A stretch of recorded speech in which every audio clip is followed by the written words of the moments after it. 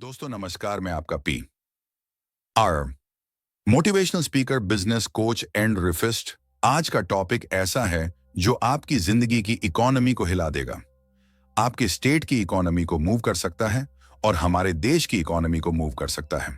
क्योंकि आज का टॉपिक इस देश के 150 करोड़ लोगों के जीवन से जुड़ा हुआ है, जिसका नाम है फाइनेंशियल लिटरेसी।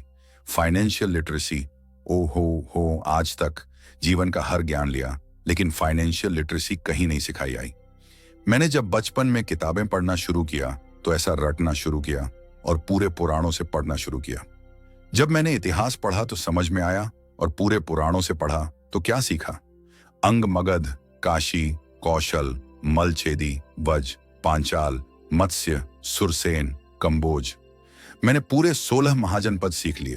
मैंने ऐसा कई नॉलेज ले लिए जो जिंदगी में बहुत आनंद आता था, बहुत कुछ सीखने को मिलता था, लेकिन फाइनेंशियल लिटरेसी नहीं सीखी। ओहो, 12वीं क्लास तक फाइनेंशियल लिटरेसी नहीं सीखी। मैंने ग्रेजुएशन में फाइनेंशियल लिटरेसी नहीं सीखी। मैंने लॉ किया, फाइनेंशियल लिटरेसी नहीं सीखी। फिर जिंदगी में जब थपेड़े खाए, जब जिंदगी में उठापटक हुई, जब जिंदगी का सच्चाई का सामना करना पड़ा, तब जाके मुझे फाइनेंशियल लिटरेसी समझ में आई। और फाइनेंशियल लिटरेसी की पिछले 25 वर्षों की क्लास को आज मैं आपके समक्ष पेश करने जा रहा हूं।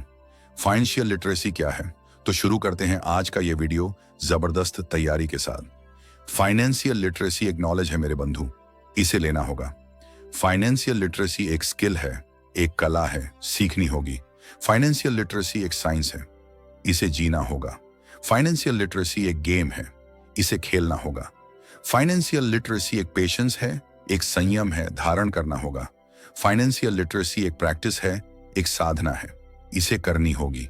फाइनेंशियल लिटरेसी एक प्लेज है, एक सौगंध है, इसे निभाना होगा। यह है फाइनेंशियल लिटरेसी।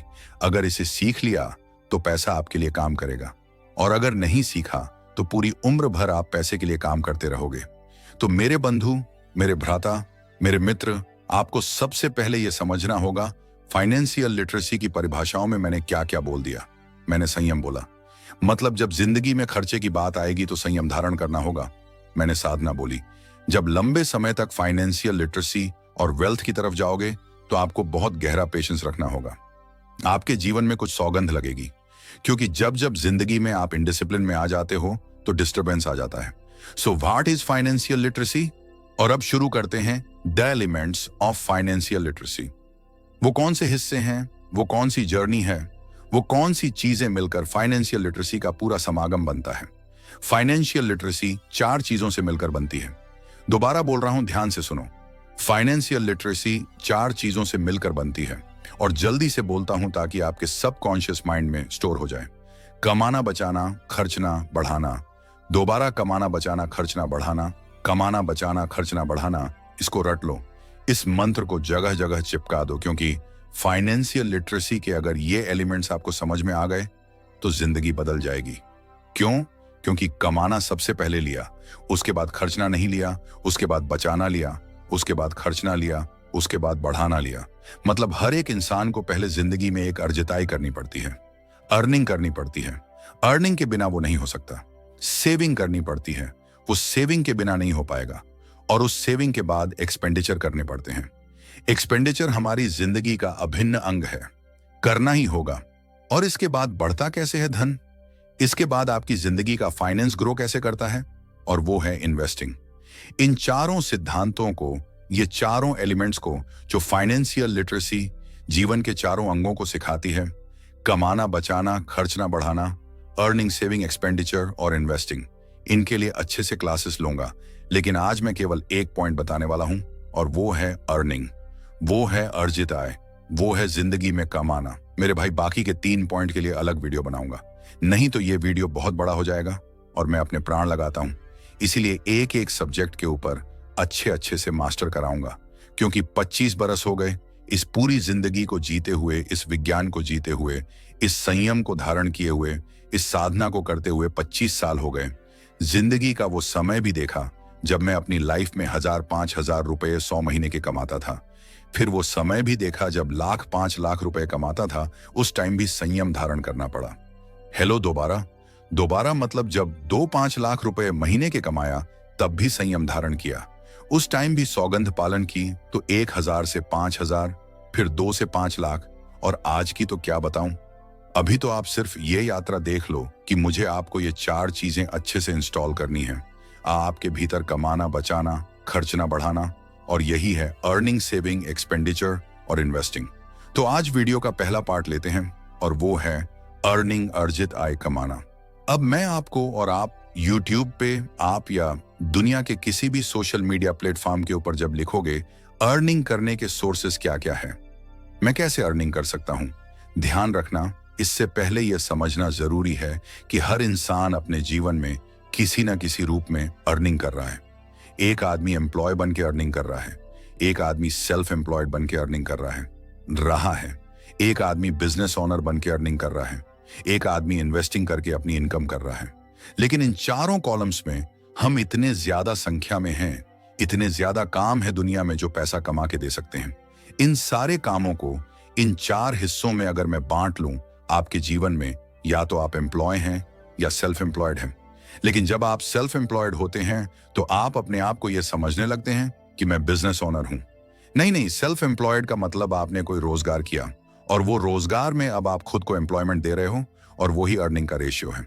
तो आज मैं आपको कमाने की पूरी साइंस बताने वाला हूं कि एक इंसान को सबसे पहले तो अपनी जिंदगी में अगर नौकरी करते हो और इनकम आती है तो ध्यान रखना, गहरा बोल रहा हूं, कड़वा बोल रहा हूं, अगर आपने स्लो पॉइजन को लेने के बाद अपने आप को स्थिर कर लिया, अपने आप को रोक लिया, अपने आप को जिंदगी में और एक्सटेंशन की तरफ नहीं लेके गए और विक्ट्री की तरफ नहीं लेके गए और अपने आप को मोटिवेट नहीं किया, तो ध्यान रखना एक दिन जिंदगी की अनसर्टेनिटी और एक दिन जिंदगी की ट्रेजेडी आपको बहुत प्रायश्चित की ओर लेके जाएगी।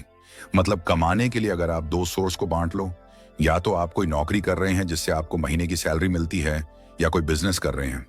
मैं पहले नौकरी वालों को कहना चाहता हूं कि अगर जिंदगी में नौकरी से हर महीने सैलरी आती है तो उस सैलरी के अलावा एक्स्ट्रा इनकम का सोर्स बना लेना। क्यों बना लेना? क्योंकि यह एक कहावत है, जिस चूहे का एक ही बिल होता है उसके मरने की संभावनाएं अधिक होती हैं। क्योंकि जब सांप आता है और एक चूहे का सिर्फ एक ही बिल है तो सीधा खा जाता है। मतलब प्राकृतिक विपदाएं, प्राकृतिक आपदाएं और जिंदगी की अनिश्चितताएं, ये आपकी सारी सैलरी को खत्म कर सकती हैं। इसलिए अगर आप सैलरी कमा रहे हैं तो अपने आप को महाभाग्यशाली समझना, क्योंकि वो तो मिलेगी ही मिलेगी।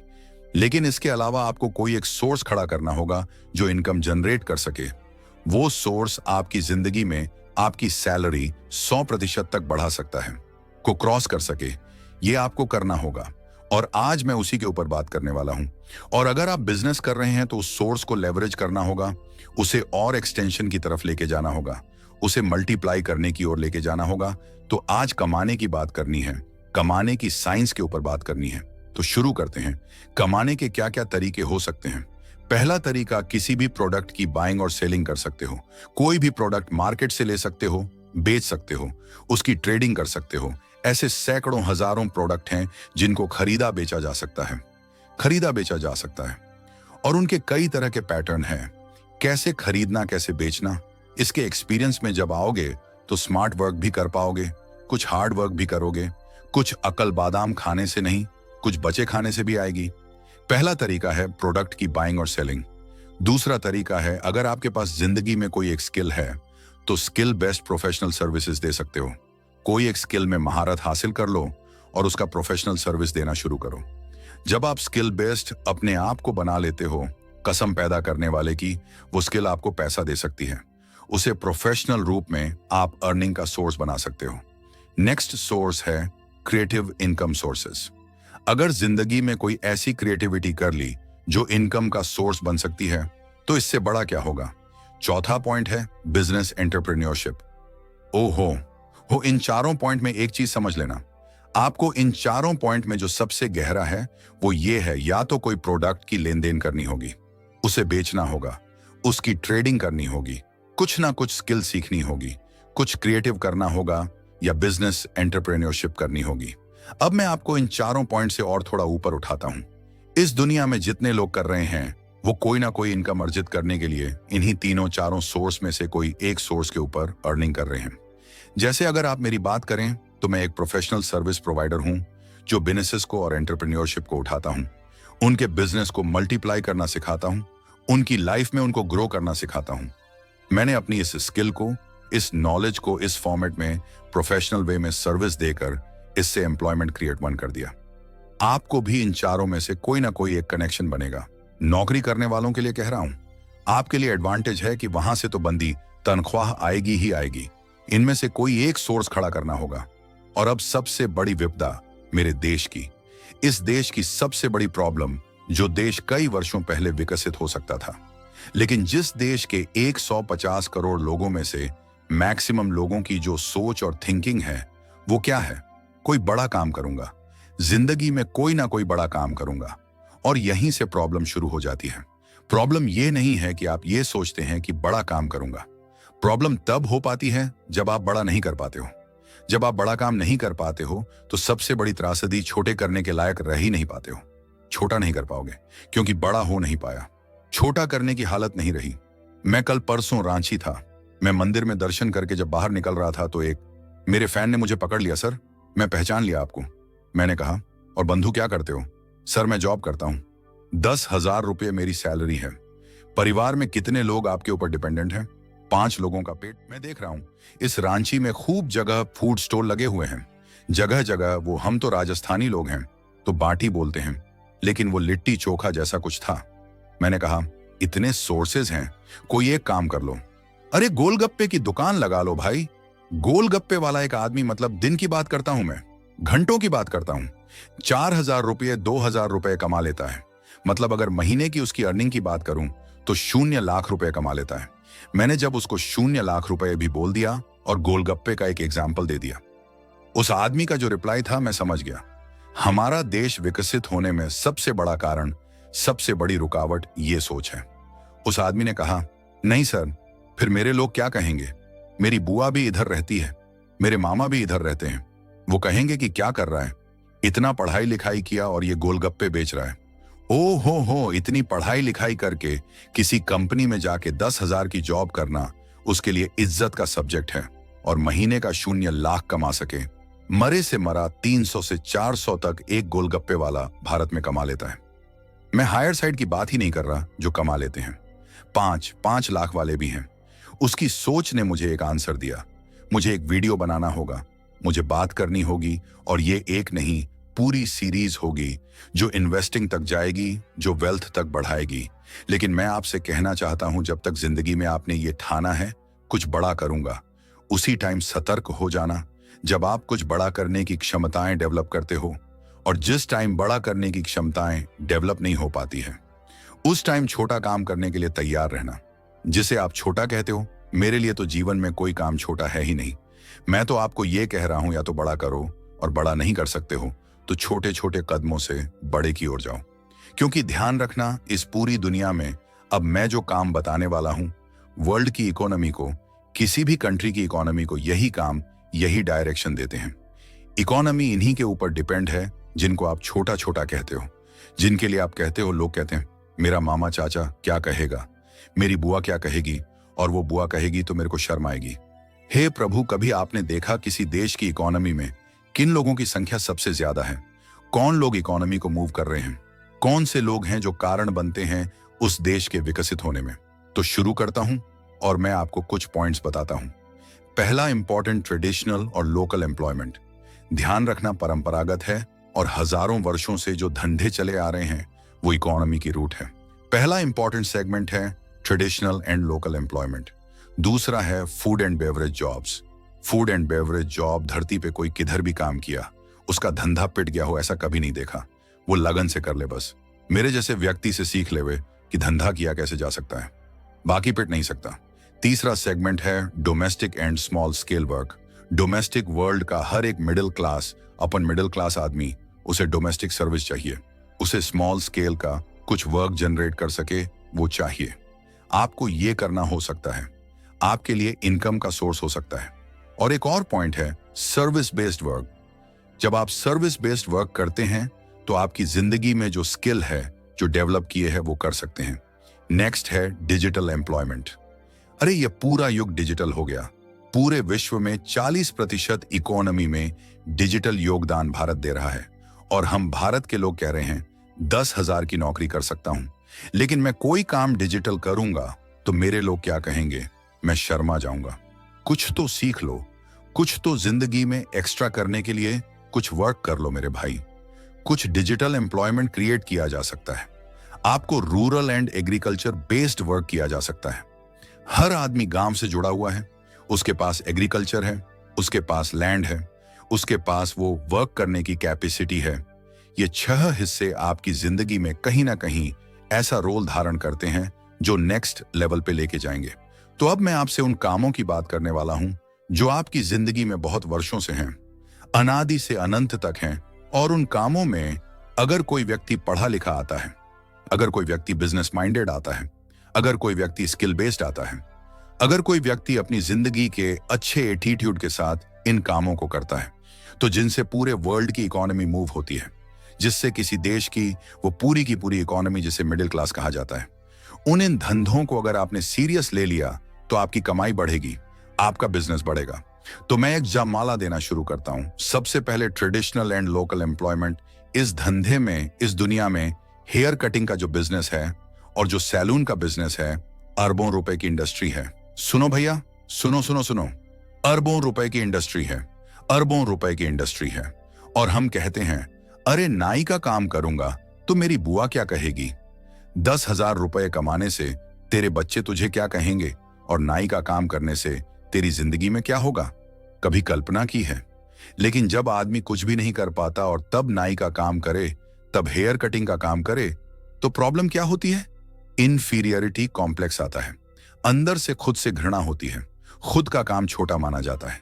जबकि एक पढ़ा लिखा आदमी, एक बीएसएससी ग्रेजुएट अगर एक सैलून खोलता है, उसके बाद वो मैथमेटिक्स वाला सैलून खोलता है, एक आदमी जिसने एमबीए किया है वो सैलून खोलता है, तो अब वो बिजनेस स्केल करेगा। उसके बिजनेस में वो पूरा नॉलेज लगेगा, उसके बिजनेस में वो पूरे हिस्से जो बिजनेस को ग्रो करने के लिए लगते हैं वो लगते हैं। एक धोबी, एक प्रेस वाला, एक इल्ड्री बिजनेस, एक आयरनिंग सर्विस, पूरी दुनिया में लॉन्ड्री का बिजनेस कितना बड़ा इकोनॉमी मूव करता है। अरे किया जा सकता है, इसमें क्या लगता है, ये किया जा सकता है। कारपेंटर, आज दुनिया में जितने स्किल्ड कारपेंटर हैं उनकी कितनी कमी है। आप देखो, 50 कारपेंटर में से कोई 2-3 कारपेंटर होते हैं जिनकी कलाएं जबरदस्त हैं।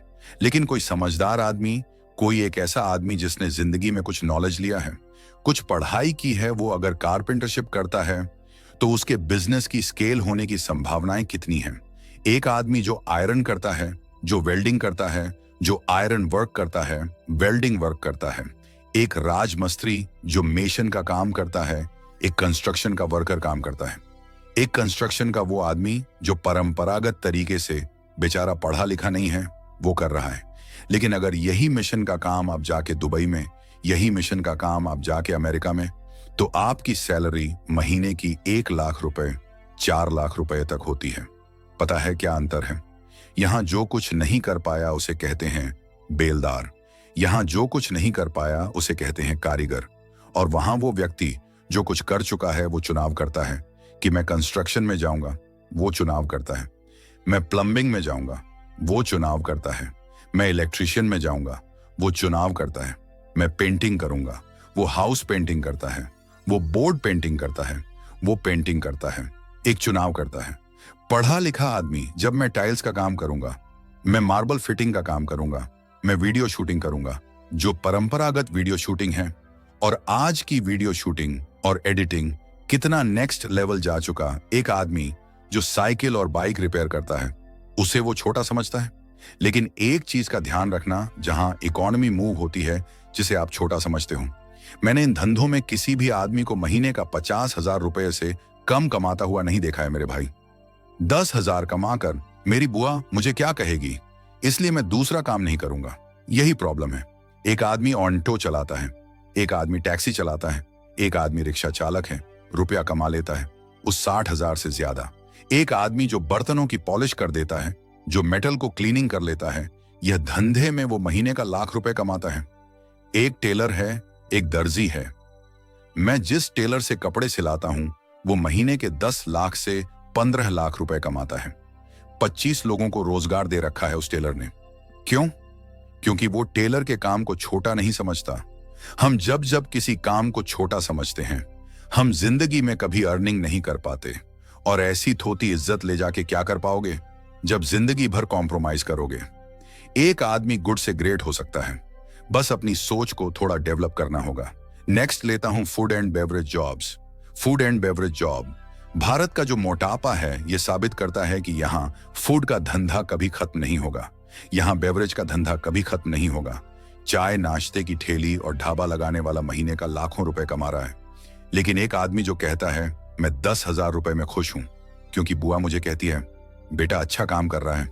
एक फास्ट फूड लगाने वाला, एक पकड़ी, एक समोसा, एक कचौड़ी बेचने वाला आदमी, एक जयपुर का रावत का कचौरी, छोटा सा ठेला लगाने वाला आदमी, एक छोटी सी शॉप लगाने वाला आदमी। उस आदमी के मोटिवेशन ने आज रावत मिष्ठान भंडार बना दिया, दुनिया में ब्रांड बना दिया। आज जगह जगह सेंटर्स हैं। उस आदमी की कचौरी ले जाकर लोग विदेशों तक लेके जाते हैं। एक कचौरी वाला आज लेवरेज देखो, आज एक्सपेंशन देखो, आज मल्टीप्लिकेशन देखो। आपको जब जब काम छोटा लगता है जिंदगी में पैसा कभी नहीं कमा पाओगे मेरे भाई। एक जूस सेंटर खोलने वाला महीने का लाखों रुपए कमाता है, एक कोल्ड ड्रिंक की शॉप लाखों रुपए कमा के देती है। एक टिफिन सर्विस, मैं पूरे देश में किधर भी जाऊं मैं सबसे पहले उस शहर में ये ढूंढता हूं जैन फूड टिफिन सेंटर कहां है। ऑलमोस्ट मुझे सब जगह मिलता है, मेरा खाना वहां से आ जाता है।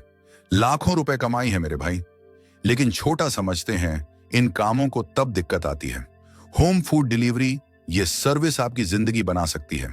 कैटरिंग सर्विस, मिठाई बेकरी आइटम बनाना, ये बेकरी के आइटम बनाना इतना जबरदस्त है कि पूरी दुनिया के माँ बाप परेशान हैं कि बच्चे बाहर जाके क्या खा रहे हैं। अगर एक शहर के 10 से 15 कॉलोनीज में एक एक आदमी भी ये डिसीजन लेता है कि मैं बेकरी आइटम बनाऊंगा, कितने बच्चों का स्वास्थ्य बनाने में मदद करोगे। कितने लोग जिंदगी में अपना डेयरी का काम करते हैं और लाखों रुपए महीने का कमाते हैं, लेकिन हम सिर्फ नौकरी करके जिंदगी में ये सोचते हैं बहुत बड़ी इज्जत है। ध्यान रखना मेरे भाई, नौकरी कोई बुरी चीज नहीं है। आजीविका के लिए सबको करना पड़ता है, लेकिन जिंदगी में जब आप रुक जाओगे तो यह देश रुक जाएगा। आपको पैसा इसीलिए कमाना चाहिए कि जिंदगी में एक आदमी अमीर बनता है और पैसे वाला बनता है तो वो 10-20 घरों को और परिवारों को उठा देता है। इसलिए थोड़ा बड़ा सोचना होगा। एक महिला जो आचार का काम करती है, एक आदमी जो पापड़ का काम करता था, आज वो बीका जी पूरी दुनिया में फेमस हो गया। अरे वो भी पापड़ बेचता था। एक मसाले वाला एमडीएच पूरी दुनिया में ब्रांड बन गया। ये सब छोटे छोटे डिब्बों से काम चालू किए। अगर ये भी ये सोचते कि ये काम छोटा है, वो कभी नहीं कर पाते। नेक्स्ट पॉइंट है domestic and small scale work. करोड़ों लोग अगरबत्ती का धंधा करोड़ों रुपए कमा सकते हैं। मोमबत्ती बनाना करोड़ों रुपए कमा सकते हैं। बैग बनाना, थैला बनाना, कपड़ा बनाना, प्रिंटिंग बनाना, सिलाई कढ़ाई, स्कूल यूनिफॉर्म, सिंधा, ये काम करोड़ों रुपए की इंडस्ट्री है, अरबों रुपए का धंधा है। इन कामों में इंसान कमाता ही कमाता है। कितनी महिलाएं हैं जो कहती हैं मेरी वाली टेलर सही नहीं है, मेरा ब्लाउज फिटिंग सही नहीं करती है। एक अच्छा कारीगर, एक पढ़ा लिखा कारीगर, एक यूनिफॉर्म, एक डिसिप्लिन कारीगर भारत की कितनी महिलाओं को सर्विस दे सकता है। ओह माय गॉड, इन कामों को छोटा मत समझो। किसी भी देश की विकसित होने में सबसे इंपॉर्टेंट इन कामों को जिस देश के लोगों ने छोटा समझ लिया, वो देश 2047 में भी विकसित नहीं हो पाएगा। बड़े दुख से कह रहा हूं। और अगर हम कुछ करोड़ों लोगों ने इन कामों को यह समझ लिया कि इन कामों में जब पढ़े लिखे समझदार डिसिप्लिन लोग आएंगे तो इन कामों का लेवरेज कितना होगा। अरे भाई, अगर आपके पास पैसा है और आप ये कहते हो कि ये काम मैं नहीं करूंगा, तो सुनो, इन कामों को करने का हाउस ओपन करिए। अपने आप को प्लेसमेंट सर्विसेज में कन्वर्ट कर लीजिए, अपने आप को सप्लायर में कन्वर्ट कर लीजिए। राखी बनाना, ज्वेलरी बनाना, गिफ्ट आइटम बनाना, हैंडमेड साबुन बनाना अरबों रुपए का बिजनेस है। ब्यूटी प्रोडक्ट बना देना, ऐसी ब्यूटी जिसमें क्रुएल्टी नहीं हो, ऐसे प्रोडक्ट बना देना देश के लिए कितना फायदेमंद है। पेपर से प्लेट बना देना, कप प्लेट बना देना, पैकिंग आइटम बना देना, घरेलू साफ सफाई सेवा कर देना। कितने करोड़ों लोग हैं जो भाई जी चाहते हैं, जो लोग चाहते हैं कि जिंदगी में कुछ ऐसा हो जाए जो मेरे घर को संभाल ले, जो मेरे बच्चों को संभाल ले, मेरे हाउस कीपिंग को संभाल ले। मैं ये नहीं कह रहा कि ये काम आप करो, लेकिन मैं ये कह रहा हूं ये लोगों को चाहिए। अरे मुझे घर में काम करने वाले 50 से ज्यादा लोगों को रोजगार के लिए तो मैं अकेला काफी हूं, जिनको हाउस कुक चाहिए। ऐसी 50 फैमिलीज मैं जानता हूं जिनको हाउस कुक चाहिए, और कोई भी कुक 20 से 25,000 से कम नहीं। और मैक्सिमम अगर आप में एबिलिटी है तो 0 लाख भी कमाते हो, और अगर अच्छे शेप हो तो लाखों रुपए भी महीने के कमा सकते हो। लेकिन ये काम करना होगा। नेक्स्ट पॉइंट है सर्विस बेस्ड वर्क, जो जिंदगी में आपके पास कोई संसाधन नहीं है लेकिन आप सर्विस दे सकते हो। आप में जो भी कला है, लेकिन डिलीवरी बॉय कोई भी बन सकता है, कुरियर सर्विस कोई भी दे सकता है, हाउस क्लीनिंग कोई भी कर सकता है, पेस्ट कंट्रोल कोई भी कर सकता है। सारे लोग घर में आने वाले जीवों से दुखी हैं क्योंकि उनकी हिंसा होती है, लेकिन अगर एक बार साफ सफाई करके पेस्ट कंट्रोल कराया तो वो पेस्ट कंट्रोल आपको पूरे घर में पूरे साल का पैकेज देके जाता है। धंधा है मेरे भाई, धंधा है। गार्डनिंग माली मुझे जरूरत थी, कुछ दिनों पहले वीडियो बनाया, मुझे मिल गई। आपको भी प्रोवाइड की जा सकती है, या आप प्रोवाइडर बन सकते हैं या खुद कर सकते हैं। सिक्योरिटी गार्ड आज बहुत सारे लोग घर पे पड़े पड़े सांड की तरह हैं। अच्छी जगह जाके सिक्योरिटी गार्ड बनना कहाँ दिक्कत है। सब लोग गार्ड साहब बोलते हैं। भाई, इकोनॉमी को मूव करने के लिए कुछ तो करना होगा। होम ट्यूटर कितने पढ़े लिखे बच्चे हैं, कितने पढ़े लिखे बच्चे हैं। अगर होम ट्यूशन देना शुरू कर दिया तो कुछ लगा नहीं, ही फिट करी लगी नहीं, पैसा कमाना शुरू कर दिया। कोचिंग क्लासेस वही होम ट्यूशन, वो कोचिंग क्लासेस में कन्वर्ट हो जाएगी, वो इंस्टीट्यूशन में कन्वर्ट हो जाएगा। आज कितने भारत के बड़े बड़े इंस्टीट्यूशंस हैं, उनका ओनर पहले होम ट्यूशन ही करवाता था, वो एक होम ट्यूटर ही था। लेकिन कितना लेवरेज हो सकता है, कभी कल्पना नहीं की। एक अच्छा ड्राइवर पूरी दुनिया चाहती है, एक अच्छा ड्राइवर मिल जाए, लेकिन आप और हम इन कामों को छोटा सोच के इस देश की इकोनॉमी के साथ बहुत बड़ी गद्दारी कर रहे हैं। मेरे भाई, छोटा मत सोचो, क्योंकि जब जब जिंदगी में आप किसी देश की इकोनॉमी को मूव करवाने वाले कामों को छोटा समझोगे, वो देश कैसे विकसित होगा। अपना कंट्रीब्यूशन तो चाहिए, हेल्थ केयर असिस्टेंट चाहिए, नर्सिंग स्टाफ चाहिए, बच्चों की डे केयर सेवा करने वाले लोग चाहिए। ये सर्विस इंडस्ट्री है, डिजिटल एम्प्लॉयमेंट क्रिएट किया जा सकता है। Next point, digital employment create किया जा सकता है। मोबाइल 60 करोड़ 70 करोड़ लोगों के पास है, और रिपेयरिंग वाले इतने लोग नहीं हैं। ये धंधा है भाई। अरे, किसी स्किल्ड आदमी को अगर रख लोगे तो बिजनेस ओनर बन जाओगे, या खुद कर लो या बिजनेस ओपन कर लो। Computer repairing, cyber cafe, online service centre, photocopy, printing, lamination, YouTube, social media content बनाना। आज कितने लोग जो साधारण लोग थे, बॉलीवुड की तूती बोला करती थी अकेले की, लेकिन आज इस देश के गांव के छोटे छोटे बच्चों ने अरे रे महान योगदान दिया है। उन्होंने यूट्यूब कंटेंट बना के, सोशल मीडिया कंटेंट बना के लोगों की लाइफ में वैल्यू ऐड करना चालू किया है। क्यों नहीं करते रे भाई? अरे क्यों नहीं करते? अगर रोजी रोटी चल रही है और आपको भीतर से खुशी है, चलो मेरी जिंदगी शांत है, देश की इकोनॉमी में कुछ तो योगदान कर मेरे भाई। एक आदमी अमीर बनेगा तो 20 परिवारों को उठाएगा मेरे भाई। कुछ तो करना होगा। ग्राफिक डिजाइनर, हर इंसान कंटेंट क्रिएट कर रहा है, लेकिन उसके पास ग्राफिक्स बनाने वाला कोई नहीं है।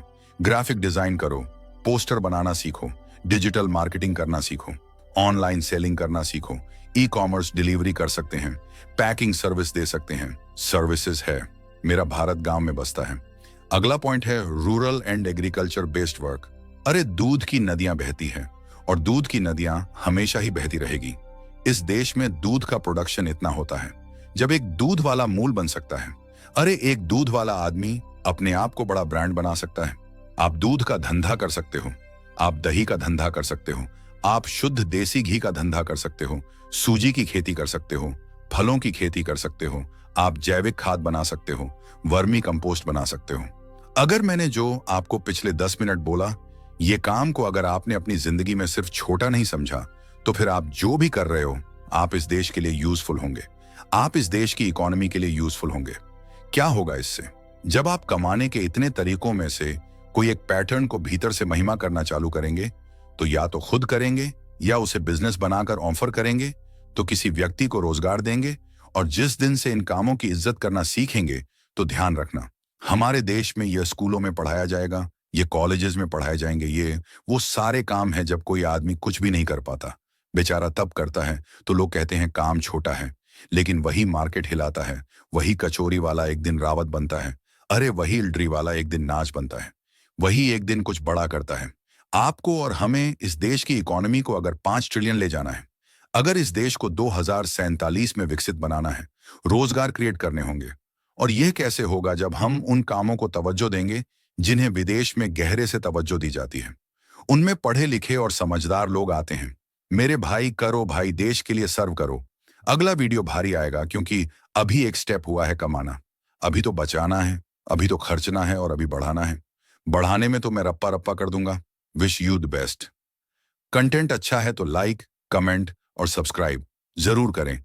ईश्वर करे आपका दिन अच्छा हो। धन्यवाद।